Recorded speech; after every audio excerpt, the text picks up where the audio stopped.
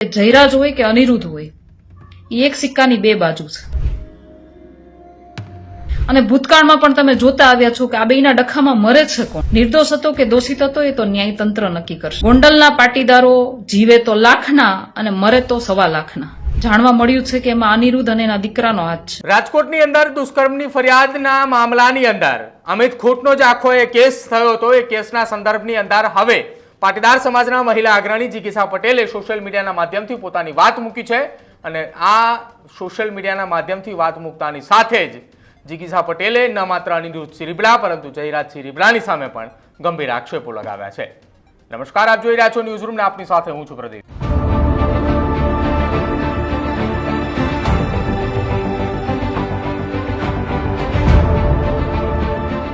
રીબડાની અંદર ગઈકાલથી એક ચર્ચા એ ખૂબ ચાલી રહી છે કે અમિત ખૂંટના કેસના મામલાની અંદર શું એ સત્ય હકીકત, આખા આ કેસની અંદર અમિત ખૂંટે પોતાનું જીવન કેમ ટૂંકાવ્યું, કેમ અમિત ખૂંટે ગળફાંસો ખાધો, આને લઈને અનેક તર્ક વિતર્કો સર્જાઈ રહ્યા છે. જો કે તર્ક વિતર્કની વચ્ચે એ છેલ્લા 24 કલાકની અંદર આ મામલો ખૂબ ગરમાયો.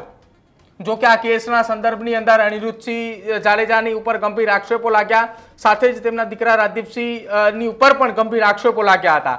અને એ આક્ષેપોની સાથે સાથે જે આ એક સગીરા અને એક યુવતીએ અમિત ખૂંટને જે કેસની અંદર ફસાવ્યો હતો કે જેના કારણે તેનું જીવન ટૂંકાવ્યું, એ કેસની અંદર પણ એ જે બંને એક સગીરા અને એક મહિલા છે તેનું પણ આ આખી ઘટનાની અંદર ઇન્વોલ્વમેન્ટ સામે આવતા એક દુષ્પ્રેરણાની ફરિયાદ દાખલ થઈ છે. જો કે હવે આ સમગ્ર મામલે થોડા સમય પહેલાથી જ ગોંડલની અંદર જે પાટીદાર સમાજના આગેવાનો એમ કહી રહ્યા હતા કે પાટીદારોની ગોંડલની અંદર અવગણના થાય છે, તેમનું માન સન્માન નથી જળાવતું અથવા તો તેમની સાથે અન્યાય થાય છે, આ પ્રકારના જે આક્ષેપો લગાવવામાં આવ્યા હતા તેના લઈને જ હવે સોશિયલ મીડિયાના માધ્યમથી અમિત ખૂંટના કેસના મામલાની અંદર જીગીસા પટેલે પોતાનું નિવેદન આપ્યું છે. જીગીસા પટેલે મૌન તોડીને નિવેદન આપતા તેને કહ્યું છે કે એક સિક્કાની બે બાજુ એટલે જયરાજસિંહ અને અનિરુદ્ધસિંહ. ઘટના એ ગમે ત્યાં બને પરંતુ ભોગ પાટીદાર સમાજના યુવાનોનો લેવાય છે. આ વાત એ જીગીસા પટેલે સોશિયલ મીડિયાના માધ્યમથી નિવેદન આપીને કહી છે. પહેલા એ સાંભળો જીગીસા પટેલે શું કહ્યું. આત્મહત્યા એ વિકલ્પ નથી. અમિત ખૂંટ માટે ભગવાનના ચરણોમાં મારી પ્રાર્થના છે. અમિત ખૂંટ નિર્દોષ હતો કે દોષિત હતો એ તો ન્યાયતંત્ર નક્કી કરશે.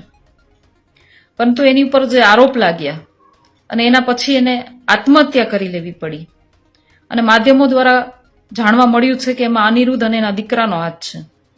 તો હું તો તમને પહેલેથી જ કહેતી આવું છું કે જયરાજ હોય કે અનિરુદ્ધ હોય, એ એક સિક્કાની બે બાજુ છે. આજે એ બેના ડખામાં મર્યું કોણ, અને ભૂતકાળમાં પણ તમે જોતા આવ્યા છો કે આ બેના ડખામાં મરે છે કોણ.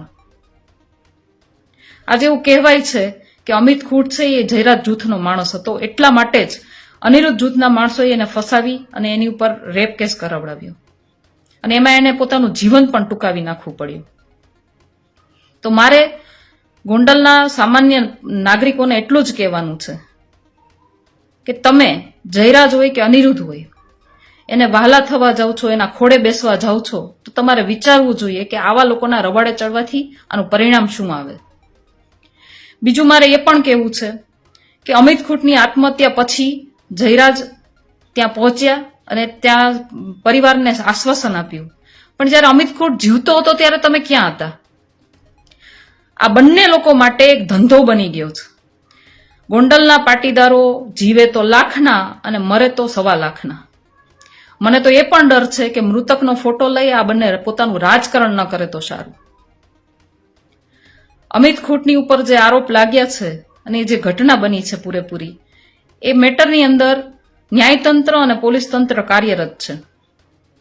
અને આ મેટર છે, આ બાબત છે, એ સબ જ્યુડિસ મેટર છે.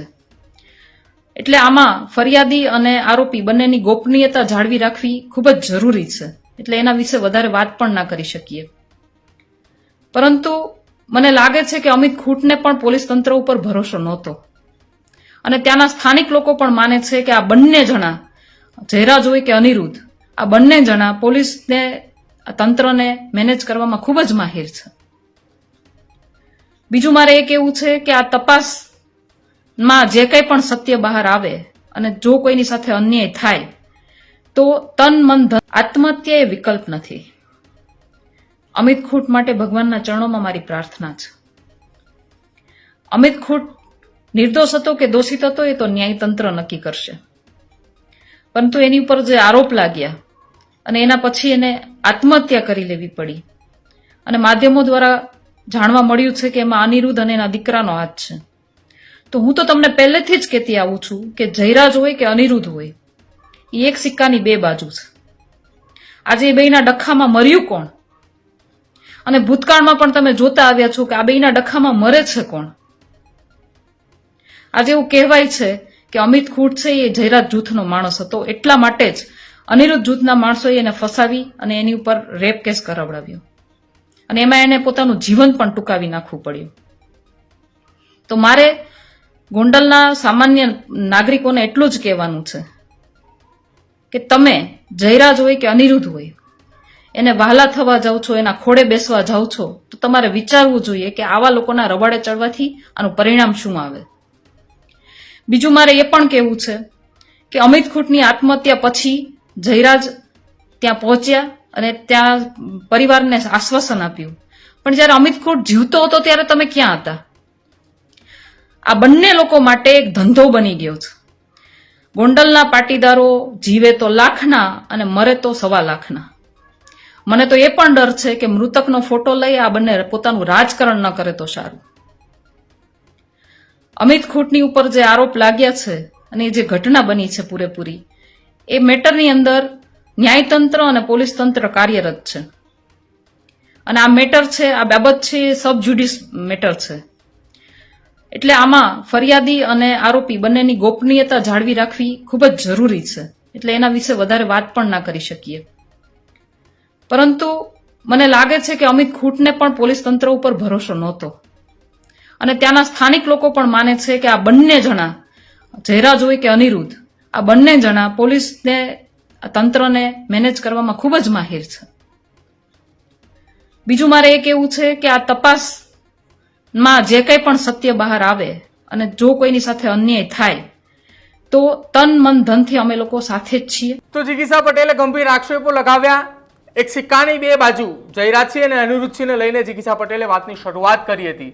આખા આ કેસની અંદર જે કંઈ પણ ઘટના બની એ પોલીસ તપાસનો વિષય છે. પોલીસ તપાસ બાદ આખી આ ઘટનાની અંદર સત્ય શું છે તે બહાર આવશે. પરંતુ જિગીષા પટેલે આખી આ ઘટનાની અંદર એ પણ વાત કરી કે ઘટના એ ગમે તે બને, પરંતુ એ જીવ, એ ભોગ, એ પાટીદાર સમાજનો લેવાની વાત જે છે તે જિગીષા પટેલ દ્વારા કરવામાં આવ્યું છે. ત્યારે હવે જોવાનું રહેશે કે સોશિયલ મીડિયાના માધ્યમથી જિગીષા પટેલે જે તેમનું નિવેદન આપ્યું છે, એ નિવેદન બાદ તેઓ રીબડાની મુલાકાત લે છે કે કેમ, તેને લઈને પણ સૌથી મોટો સવાલ અહીંયા ઉપસ્થિત થઈ રહ્યા છે. ને જોકે સોશિયલ મીડિયાના માધ્યમથી ચર્ચાઓ એ પણ ચાલી રહી છે કે જે પાટીદાર સમાજના આગેવાનો એ ગોંડલ મુલાકાતે આવ્યા હતા, એ જ આગેવાનો રીબડા મુલાકાતે જાય છે કે કેમ, તેની હવે રાહ જોવાઈ રહી છે. તમારું શું માનવું છે જિગીષા પટેલના નિવેદનને લઈને તે ખાસ અમારા કમેન્ટ સેક્શનમાં જરૂર જણાવજો. જોતા રહેજો ન્યૂઝરૂમ. નમસ્કાર.